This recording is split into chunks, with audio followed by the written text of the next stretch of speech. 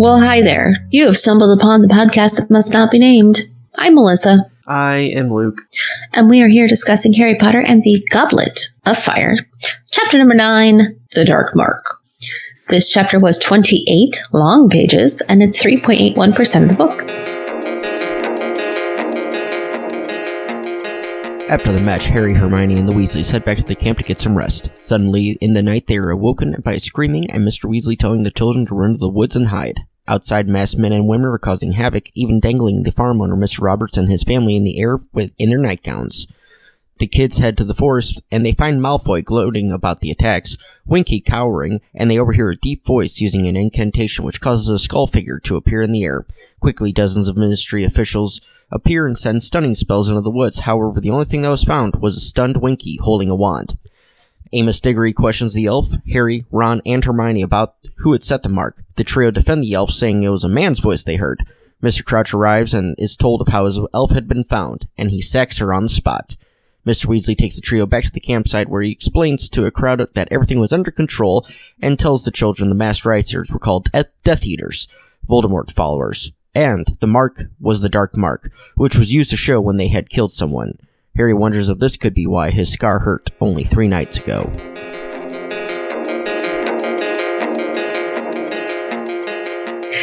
So, Luke, do we have any new characters that we met? Yeah, we did. Some of them were kind of across the field, including Mrs. Roberts and the children. They were in quite the predicament with a bunch of hooded figures. We met some French teenagers. Yeah. Who mentioned Madame Maxime. Yeah, no idea. I don't speak French, so I don't really know what they were asking. Yeah, I Google Translate on it at all. I took French for a long time, so I could probably figure it out and then do a little Google Translate, but I did not put that much effort in, so I failed podcast host fail here on my part. Hold on, let me see if I can find it.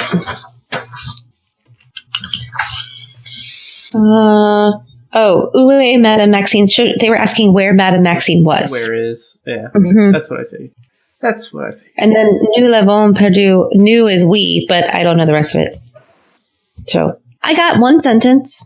Where is? And then the last character is person in shadows, who we don't actually see, but we hear. So sorry, I'm flipping back. It says, "Where is Madame Maxime? We lost her." Oh. So that's kind of funny. Good Google Translate. Yep. Sorry, the person in shadows. There's a voice. It counts. Yeah, a speaking. I'm going with it. There you go. So, how about locations? Just deeper in the woods. The clearing of the woods. Yeah, several different parts of the woods. Into the woods. Into the woods. Into the woods. Sorry, musical reference. Are you going to cite your source? Into the Woods. That's the name of it? It's the Sondheim musical, Into the Woods. Okay, there you go. Yeah, I did. Done. And that was Bibliography Corner. Let's get into Magicabulary. We had the French school, Beauxbaton. We had the charm, enchantment. Incantation. Incantation of Mors Mordre. Mors Mordre. Yeah. Which summons the Dark Mark, the titular item of this chapter. Yes. We had the Code of Wand Use. It's a very official sounding code, isn't it? Yeah, it needs a better name. That's a terrible name. Compared to other ones that we get, it seems a little flat. It's probably a 50 or 500 page book, right? This big giant code. No, it's probably a large standard. Yeah, but it's Code of Wand Use. The Code of Wand Use. It's got to have a more magnificent name than that, I think. Yeah, okay. So I'm going to need a name for that, people. So then we had a slew of spells. You want to walk us through some of those there, Luke? Yeah, so we had Stupefy, which seems to knock people out. Yep. And the reverse of that, which is Renervate. It sounds like something that Hawkeye would do, like Jeremy Renner. Renervate. No? Just me? Hi, Mana. I'm going to make connections day. Ooh, I apologize, people. Those are always interesting. The other one set of charms or incantations that we get, set of spells, is Priori Incantato and Deletrius. Which, I like that one. Yeah, the Priori Incantato is the previous spell incantation, shows you what the last spell a wand produced was, and Deletrius is the way to get out of here, get out of here, get out of here, from whatever's being shown. Well, that and doesn't feel like you could do that to your trash. I wonder. I don't know. I don't know. Is it just like, trash Deletrius? Man, that would save some landfills. I have a question about the Priori Incantato as well. Like, sure. So it clearly shows that the skull head was right there. Like, hey, it produced this. Yes. What if it was a more abstract spell that had been done? Like Lumos. Would it just be like a ball of light? Or like Alohomora. It just shows like a key going into a lock. Like, or what if it had been Deletrius? Oh man, just poof. Like what? Or does it like spell the words out? Like I don't know. Like this one, like a fancy smoky script thing. I don't know. It just. What if it had been that stupefy one? Would it do a little ghosty person and then knock him out? Like a stick figure? Yeah, exactly. I just have some questions. I don't think it's a bad idea.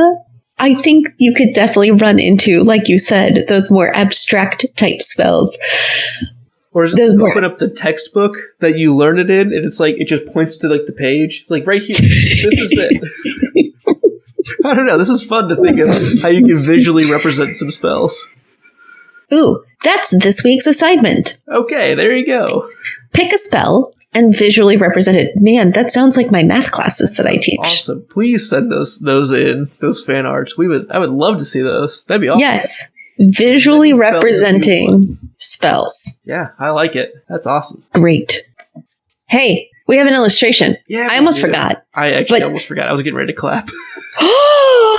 Oh, no. See, I have it pulled up. I almost forgot like 2 minutes ago. I was like, oh, no, wait. I have to do the illustration. Yay, me. Yeah, good job. I'm proud of you. Gold star this right one's here. Intense. It is. I almost feel like... How long have you been waiting to use that joke? I literally was saying it's intense. And I was like, oh, there's literally tense there. So let's make that joke now. It just popped in.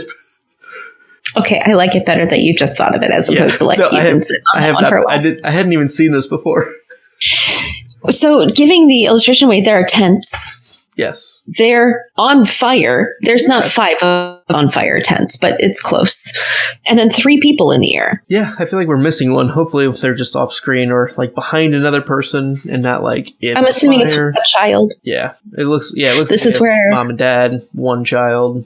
Yeah. This is where if I was not trying to filter, I would be singing as many different songs as I could about fire. Like This Girl Is on Fire and I Walk Through a Ring of Fire and other fire songs, but I'm trying not to. Fill in the blank. It's a connection episode. But don't really, because what I really want are spell visual representations. Exactly. Yeah, this is a kind of a disturbing picture here, right? I feel like it captures kind of the terror of the fleeing portion of the campsite. I don't know. It's pretty well represented as being that really sucks. Yeah, I'm not a big fan. I'm a fan of the artistry. I'm not a big fan of the scariness. I think this is one of the better illustrations to capture a feel. Yeah, I think it's really well done. Okay. All right. Illustration check.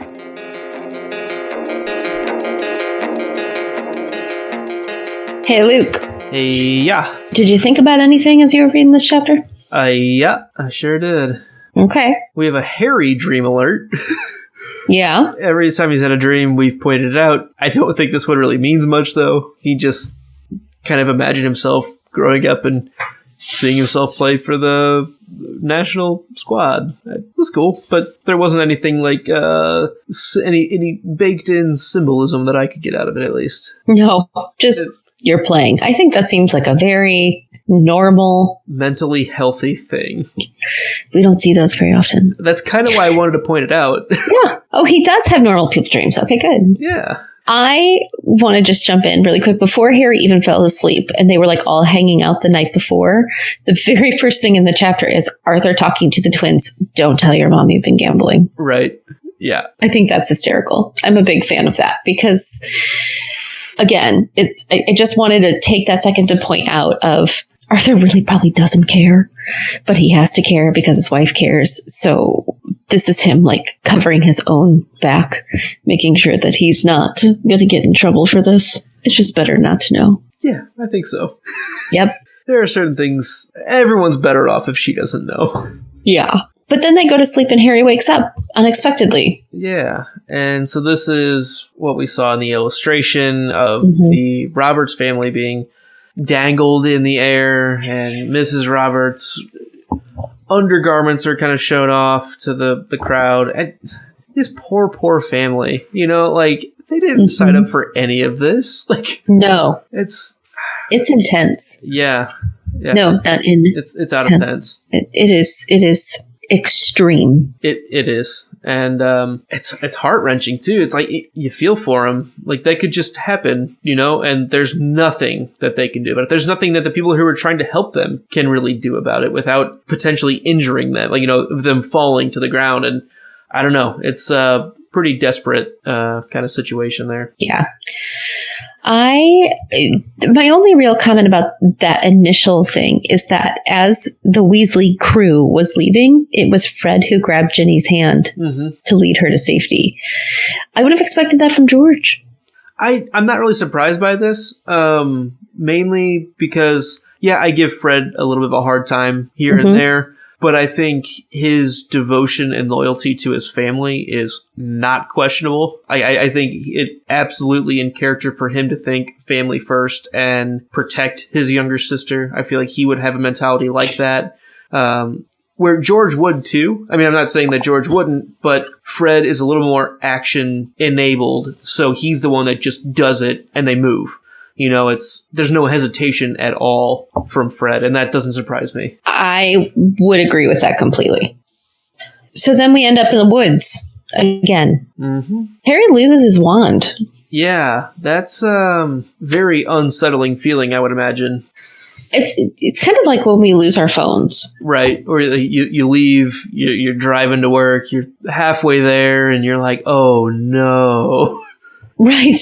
Although I would notice right away because I listen to my Bluetooth audiobooks and podcasts, so I would know right away. But yeah, I would say I wouldn't get halfway to work. Like the other day, I literally got in my car, pulled halfway out of my garage, and then had to jump out of my car to go get my phone. That's as far as I can get. I don't make it out of the garage. I make it halfway out of the garage. Oh, wait, nope, cannot leave. Must have. Yeah, it's ridiculous. But yeah, even like going outside and doing stuff out there without the phone on your pocket. Like it's like, well, what if I needed it? Like, what if there was an important phone call? Nobody ever calls me. What if there was an important phone call? What if I got a tweet? I gotta get back. I gotta count my steps, man. All the things, right? But yeah, no, I think we've touched on that before, how wands here are a little bit like cell phones for us. It's the only analog that I think we really have now. So, also out in the woods, speaking of wands, Hermione lit her wand. Does anybody notice the underage use of magic? I feel like this is one of those, there's so much in the area, no one's going to be able to know who did it.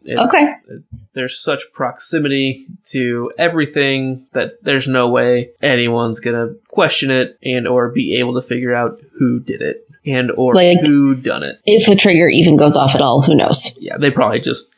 we're not even going to look at that. Yeah, because it would be like one of those extenuating circumstances kinds of things. Like, you know what? Of course they're using magic. Look at what's going on. Right. It's like if you've seen those maps of like the United States at night with all the lights are on. Yeah. as I'm showing you on my phone right now, it'd be like the whole area was just lit up the entire time. Like, there's so much magic around it that I wonder if, like, the Muggle repelling charms just kind of negate even the chance of being able to, like, zero in, because there's these huge things that kind of cover the whole area. Yeah, I don't know. Like a blanketing type spell that is just like, there's no way you could even know individual spells going on in those locations. I don't know. Yeah, maybe. Then we get a dark mark. Time for a dark mark. How did Hermione know what the dark mark was? Read it in a book. I mean, I get that, but I don't know. I think part of me is just taking for granted Hermione's knowledge and doesn't actually take into the fact that where did she actually hear this? So I'm just kind of wondering, what would she have been studying or reading about to know that? Well, we know that before she even started year one, she had read recent history books that Harry was in. No, she said if it had been me, I would have read. Do you think that meant she actually had read about him? I thought she knew who he was. She knew who he was. I don't know. I don't think so. That was later on. She's like, well, if it had been me, I would have read all about it. That's like the first time she really mentions anything about his past. Because in the train car, she didn't know who he was. Are you really? Said Hermione. I know all about you, of course. I got a few extra books for background reading, and you're in modern magical history and the rise and fall of the dark arts and great wizarding events of the 20th century. So the rise and fall of the dark arts is absolutely where that would be discussed. Thank you. You win. I was wrong. Tell Mom. We'll put that on this whiteboard that I've got over here. Tracking. I carry it with me. As you should. It doesn't have much on there. No, it's bleak. And someone was erasing them, I think. I should stop putting it on a whiteboard. It's way too easy to magic erase it. From my house. Yeah. Through Google Hangouts. Poof, it's gone. So we had the dark mark go up, and a bunch of ministry workers showed up in the clearing and fired these spells at the kids. Okay. I don't think I trust these men. And here's why. It's not that they were firing at the teenagers. It's that they missed all the teenagers.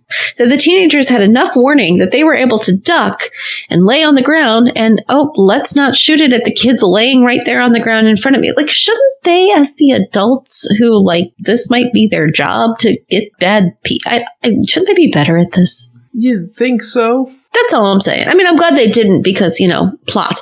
But I'm a little concerned that that's who's protecting our wizarding world. It sounded like they showed up surrounding them, right? I mean... Yeah. It says that, doesn't it? Crossing one another. Yeah.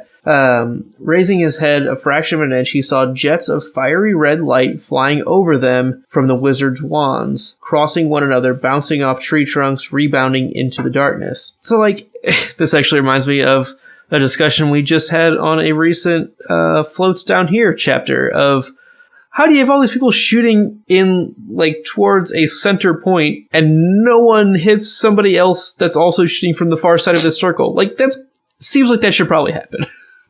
Yeah, there's accuracy issues here. Yeah. That's all I'm saying. I have some questions. Okay.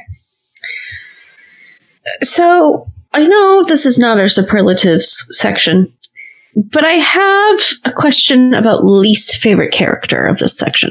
Okay. My two contestants are Amos Diggory and Barty Crouch. Who are you leaning towards? See, I don't know. And I felt like I needed to get your opinion on this. Because one, did I miss someone who might be worse than the two of them? Barring the weird voice in the thing who... Stan Shunpike for being a liar. Well, technically a bunch of them were liars. I mean, and granted, there's like the giant group of people who were floating up the Robert. So they actually win. They're bad. I'm not saying the worst character. I'm saying my least favorite. Okay, like I don't know who those bad guys are. Yes, they're the bad guys. Maybe the Roberts deserved it. No, I'm just saying the characters who just like the righteous characters who still rub you the wrong way. Sure, because I think those are even pretty good candidates for it. Okay, I can't so think of anybody else. For most annoying righteous character, okay. Are you leaning either way? Because I'm fluctuating. Amos Diggory or Barty Crouch. Amos Diggory, we've already had kind of a foul taste in our mouth from him before, a little bit, potentially, unless you spin it the way I tried to try to make it less annoying. But it's very much not very friendly to the elf. Neither is Barty Crouch. I feel like Amos Jiggery actually does a decent job of trying to get the information that he needs to do his specific job. We know that he is in the, I forget exactly what the name of it is, but he's with the Control of Magical Creatures division. He works for the Department for the Regulation and Control of Magical Creatures. So, this is something that, like, the reason that he ended up taking the lead on this is because that's specifically his department, right? And yes, it was probably pretty harsh, but I felt like he was maybe going by the book on it. Like, it might necessarily been the way, I don't know. I feel like Barty Crouch was more annoying to me. Okay. Here's my thought. Barty Crouch did the most annoying actions, but Amos Jiggery spoke so poorly to other people.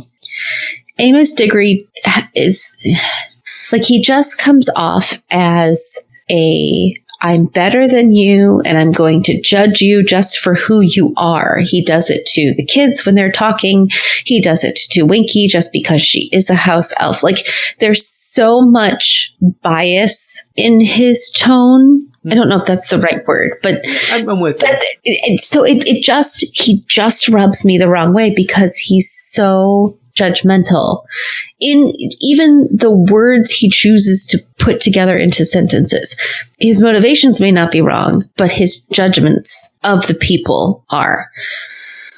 I think Barty Crouch very much overreacts and gets way too harsh. I don't like what he does, which is why I can't choose one. But I wanted to point out just how much both of them were wrong in different ways in this scene. Yep. Pompous, arrogant, annoying, very judgmental. I agree. Yep. No, I struggled with it too. I was trying to find a silver lining a bit, and I don't know if I even believe it really. I think that's just naturally who he is. And he's kind of a jerk. True. And he brings up the comment that no non-human creature is permitted to carry or use a wand. Do you see any issues with that? Yes, simply because it's so segregating from beings who are sentient and have their own magic. Why aren't they allowed a wand? It's not racist, it's not sexist, it's not classist, it's very speciesist. Speciesist? Sure, it's that. That's what rubs me the wrong way there. I agree, and it's very one-dimensional. You know, it's very clear-cut as to what they think the law is, but I don't think it's a black-and-white issue. Like, I don't think it's a yes or no issue. There's a lot more gray and questionable things to it. I'm sure whoever developed it, again, probably the best of intentions. I just don't know if I agree with how the connotation around it adds up. I agree with you. All right. Other thoughts on the clearing? This means clothes. Oh, no, not clothes. Oh, no, not the gumdrop buttons. I don't know. It's just the way Winky seems so devastated by that, I think, goes a lot to what you and I spoke about last chapter on her devotion to Barty Crouch. Seems extreme, or maybe, I don't know, like it's impressive, her dedication level. Yeah, and it makes me very sad for her because like that's her whole world, both not by choice and by choice, and so here she's losing that, and that's going to be a problem. Yeah. Right. What else you got? So, well, we go back to the tents, and all three of the older Weasley boys are injured. Yeah. Quite the fight that must have happened, I suppose. We don't get a lot of detail on what exactly happened to them, other than you assume there's some sort of scuffle. Yeah, and we know that they did catch the family before they hit the ground. But yeah, it seems like they're probably spells being fired, potentially, what's the word I'm looking for? Shrapnel from things flying around, like a hurricane type, like someone throwing a tent as a weapon. So like, a lot of things flying around in the air. So it's not too surprising that I think Charlie has a big cut on his arm and all those other injuries. Right. Okay. What else you got? Hermione disagreeing with Percy. Aha. Like, Finally. She didn't do anything. She was just in the wrong place at the wrong time, Hermione snapped at Percy, who looked very taken aback. Hermione had always gotten on fairly well with Percy, better indeed than any of the others. Hermione, a wizard in Mr. Crouch's position, can't afford to have a house elf who's going to run amok with a wand, said Percy pompously, recovering himself. She didn't run amok, shouted Hermione. She just picked it up off the ground. I like it. Because even Percy's shocked that Hermione's like not seeing his point of view. Because he's probably so used to having at least Hermione. Oh, yeah. Well, at least Hermione sees it. Because it's so rational and logical. Of course Hermione sees it. But yeah. Right. Yep. So it was interesting seeing them not see eye to eye. I do think Hermione's point at the end of the chapter is very, very interesting about the person who had conjured the dark mark. And then after their conversation, she kind of realized, now did they conjure the dark mark to show support for those Death Eaters or to scare them? That's a good question. And I thought that was a really interesting question because, I mean, that's when the Death Eaters started leaving, not when the other people started to come try and stop them, but when they saw the dark mark, that's when they started running. So did that scare them, or was it, okay, we're done now? This is like our signal to go. I don't know. Yeah, I don't know. But it's an interesting point. Absolutely.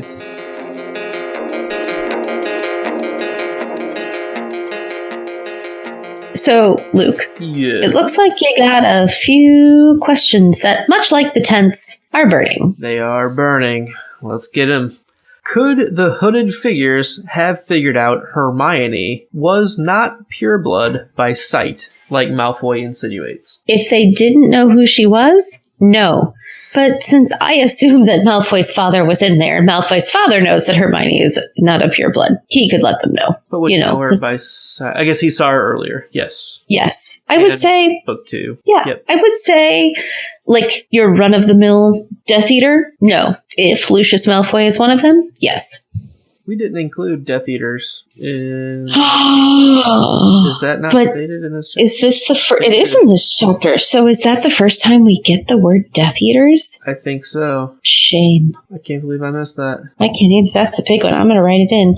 Death Eaters. I feel like I had it highlighted, and then I think I highlighted like the rest of the sentence. For something else and then missed it. That's okay. I will forgive you. We caught it just in time. So I'm going to go ahead and edit it. Death Eaters was also stated in this chapter for the first time.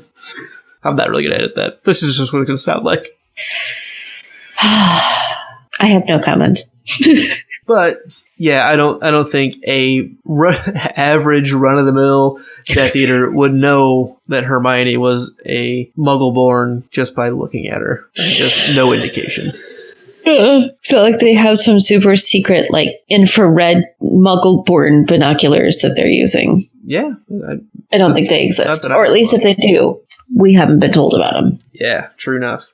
Question 2. Which of the stories told by the boys around the villa in the woods was the most impressive? And yes, you have to be impressed by one of them. Oh, really? Okay. I'm going to go with, did I tell you I invented a broomstick that'll reach Jupiter? I think Ron said that, didn't he? Ron did say that. Simply because of all the things, that one's pretty awesome. Yeah. I mean, there's going to be some issue with breathing and travel time, and then what do you do when you're on Jupiter? But that's a pretty far-fetched story. I like it. How about you? I liked that one. That's the one that stood out to me the most. I can't remember what the other one were, but we had the dragon killer for the committee for the disposal of dangerous creatures. Not a fan of that. I'm a vampire hunter. I've killed about 90 so far. Nope, not cool. And I'm about to become the youngest ever minister of magic. I am, said Stan Shunpike. Definitely the Ron's is the best. To Jupiter. Nice job, Ron. Good job. Question 3. Why would Winky conjure the dark mark? What's her problem? I don't think she did it. Sorry. I mean, the fact that they even could imagine it goes back to my issue with Amos Diggory. How could you think that this household could do it? And then why aren't you trusting the word of the kids who are right there saying, no, it was totally like a much deeper voice. There's no way she could have said that.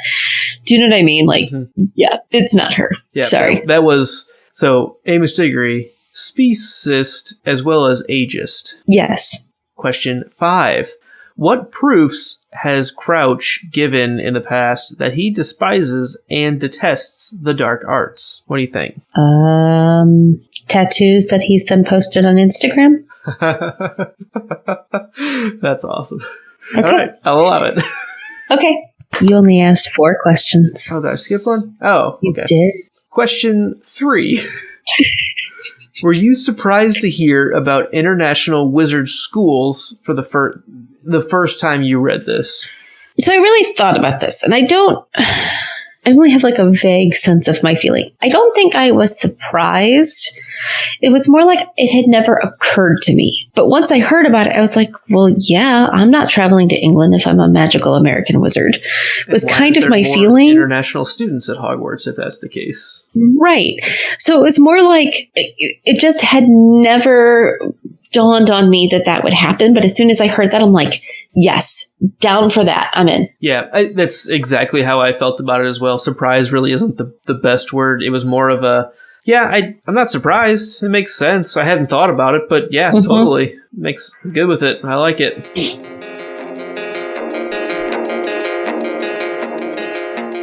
All right. So Luke, what was your favorite line? My favorite line was a little bit long, but it's a line from Bill. Use your brains, Ron, said Bill. If they really were Death Eaters, they worked very hard to keep out of Azkaban when you-know-who lost power, and told all sorts of lies about him, forcing them to kill and torture people.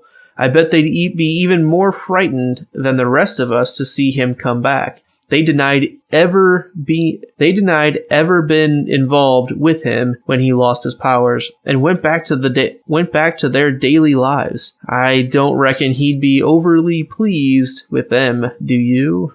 Great older brother moment. Like, oh, Bill. It's just a good point. And he's just like, use your brain, Ron. Come on.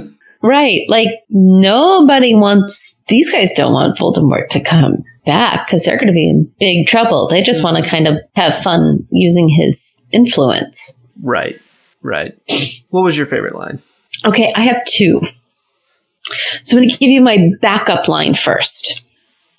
You have now come very close to accusing the 2 people in this clearing who are least likely to conjure the mark, barked Mr. Crouch, Harry Potter and myself. I suppose you are familiar with the boy's story, Amos? That idea of nobody here could be as righteous as Harry Potter and me. We don't really know why he's so righteous, but apparently that helps to convince Amos. But it's just that idea of there's no way it's Harry. It's Harry Potter. Right. It's Harry freaking Potter, y'all. And he's totally awesome. See, told you, connections episode. All right, but my real favorite line is when they get back to the tents and they ask, did they get the guy who made the mark? No, we found Barty Crouch's elf holding Harry's wand, but we're none the wiser about who actually conjured the mark. What? Said Bill, Charlie, and Percy together. Harry's wand? Said Fred. Mr. Crouch's elf? Said Percy, sounding thunderstruck. It just has like farce written all over it in that moment. What? This? That? Then? No. The combination of that just is so unthinkable. But when you eliminate the impossible, however improbable. That's right, Sherlock. See? All right, so who is your chapter MVP? I actually struggled with this one a bit. I'm going to go Arthur, ? I feel like he does the most to kind of bring the chaos back to order, and that's kind of why I'm giving it to him here. I feel like I could give it to Bill just for that line of use your brains and like a really good point about the Death Eaters. I didn't really even think about that, so I could definitely be convinced that it should be Bill just for that one line, but it's also just one line. But I do think Arthur did a good job in the clearing, kind of like, stop shooting. That's my son. And all, like, and he gets people to kind of start rationalizing through it a little bit. He doesn't get frustrated that easily and flustered like some of the other people in the clearing do. Keeps a cool head well enough and gets the job done. So I'm going to go Arthur. Good choice. My honorable mention goes to Hermione. Reasonable. Mostly for the strength of character she shows to defend Winky in the face of a clearing full of grown men. Mm-hmm. That she, as a young teenager, has the wherewithal to fairly reasonably defend this defenseless house elf, to be honest, that nobody believes and everybody's against. She stands up. Mm-hmm. Because that had to be a very uncomfortable choice. Yeah. And I appreciate that. It is very difficult to stand up and move against the tide, that social pressure to just do what the group wants and be done with it. Definitely commendable on her to stand up for something that she's believing in. So I'm with you. And with that, we're done talking to you. Because we are done talking to you, though, we do have some homework for you. I'm really excited. I cannot wait to see some of those artistic license, if you will, of what a spell would look like, visual representation of spells. Please email those to me at thepodcastthat@gmail.com. You can send them to us on Twitter, through Twitter at NotNamedPodcast. Find us at thepodcastthat.com, where you can find this show and all of our shows, as well as lots of different ways to support us under our Support Us page. My favorite one today is going to be Audible, where you can get a free book with your free 30-day trial if you click our Audible affiliate link. I recommend getting the Harry Potter History of Magic audiobook narrated by Natalie Dormer. Really cool interviews in there with Jim Kay, the artist of the illustrated editions of the books, with Jim Dale and Stephen Fry, who did the audiobook narrations back in the day. A lot of really cool things in there. Check that out for sure. Subscribe, leave comments on iTunes and YouTube. That's a great way for other people to learn about our show and know how that we tell funny jokes sometimes, or sometimes we don't. And you can listen to this Not Named podcast on Radio Public. It's free, easy to use, and helps listeners like you find and support shows like ours. When you listen to our show on Radio Public's Android or iOS app, everyone benefits. Join us next week as we discuss chapter number 10. Mayhem at the Ministry. Stay imaginary. Thanks.